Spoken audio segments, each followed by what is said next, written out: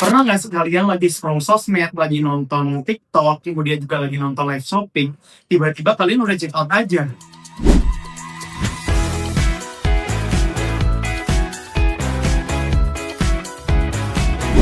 Assalamualaikum teman-teman. Selamat sore, selamat pagi, selamat malam. Jadi di video singkat kali ini aku bakal ngejelasin apa yang aku udah analisis terkait dengan apa yang kalian sering lakuin nih di sosial media. Aku juga sendiri sering. Jujur ya, awal-awal muncul keranjang kuning atau live shopping di TikTok, aku tuh sering kayak tiba-tiba check out tanpa mikir. Tapi setelah dipikir-pikir, orang-orang juga banyak kayak gitu nggak sih? Nah, kalian bisa lihat di sini kan, dari data Populix dan McKinsey itu menunjukkan bahwa ada lebih dari 60-70% pengguna aktif sosial media itu sering banget menonton live shopping atau melihat keranjang kuning yang ada di FYP-nya dia atau For Your Page dari TikTok mereka. Ini bukan anomali, tapi banyak banget atau bisa dibilang mayoritas.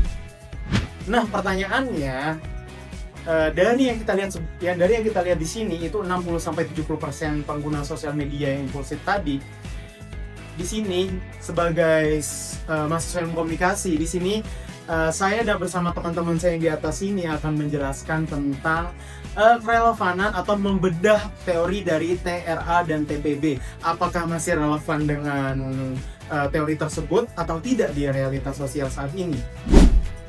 Nah, seperti yang udah di-spill oleh Faris tadi, di sini kita akan membedah apa itu TRA dan apa itu TPB dan bagaimana sih relevansi mereka terhadap prioritas kita saat ini.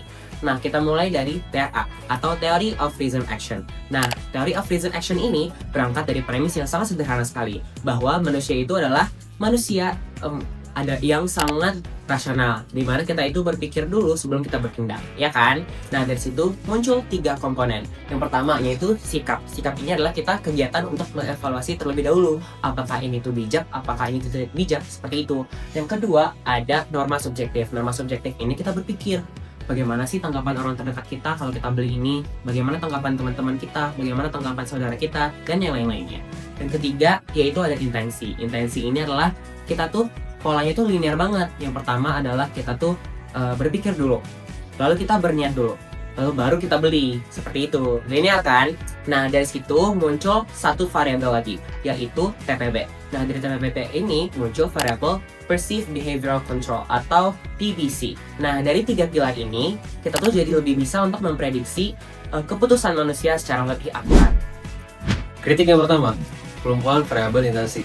Menurut Luke dan Fisher, pembelian impulsif itu terjadi tanpa kita sadari, seperti ketika ada live shopping, atau mungkin promo-promo dadakan, atau mungkin komentar penuh dengan emoji-emoji keranjang kuning, komentar penuh dengan komentar beli-beli, itu tanpa kita sadari.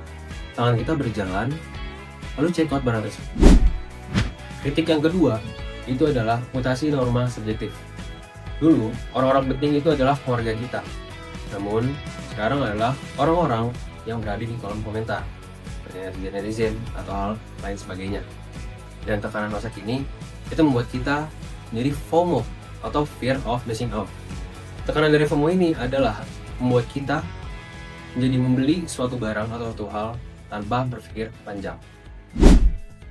Selanjutnya, seperti yang bisa kalian teman-teman lihat di sini, itu ada kritik ketiga, yaitu adalah kelumpuhan pola perilaku. Jadi sebenarnya fitur sekali klik ataupun dompet digital itu sebenarnya nggak membuat kita berkuasa atas sesuatu, melainkan itu adalah arsitektur pilihan yang membuat atau menghancurkan pola pikir kritis kita dengan cara memanipulasi dopamin otak. Lalu, apakah TPB itu udah usang atau udah nggak berguna sekarang? Oh, tentu tidak. Justru teori ini tuh tetap kokoh karena itu berguna banget untuk high involvement buying. Seperti contoh, misalnya teman-teman pengen beli laptop dengan harga 15 ataupun 10 juta. Kan teman-teman gak mungkin kan langsung memencet tanda klik dalam kurun waktu 10 atau 15 detik doang karena disuruh oleh housewife. Selanjutnya, kata Kak Dania Triani, fitur live shopping seperti di Shopee ataupun di Tokopedia itu sangat-sangat berfungsi untuk belanja impulsif barang-barang yang murah, bukan yang mahal seperti laptop ataupun HP. Jadi sebenarnya TPB itu masih bisa dikerjakan karena dia punya batas wilayah penjelasan yang berbeda saja. Setiap kali kita buka aplikasi, itu kita masuk ke dalam ekosistem yang dirancang oleh agensi-agensi itu agar kita check out secepat mungkin. Seperti yang aku buat tadi, yang pertama. Kalian lihat nggak?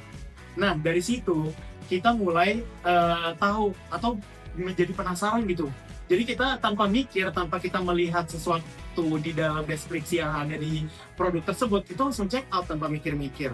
Nah, tugas kita adalah memahami bagaimana ekosistem itu bekerja. Jadi kita bisa lebih kritis dan juga lebih memikirkan lah apa yang kita bakal melakukan setelah kita melihat video tersebut atau melihat video yang sedang mempromosikan suatu produk.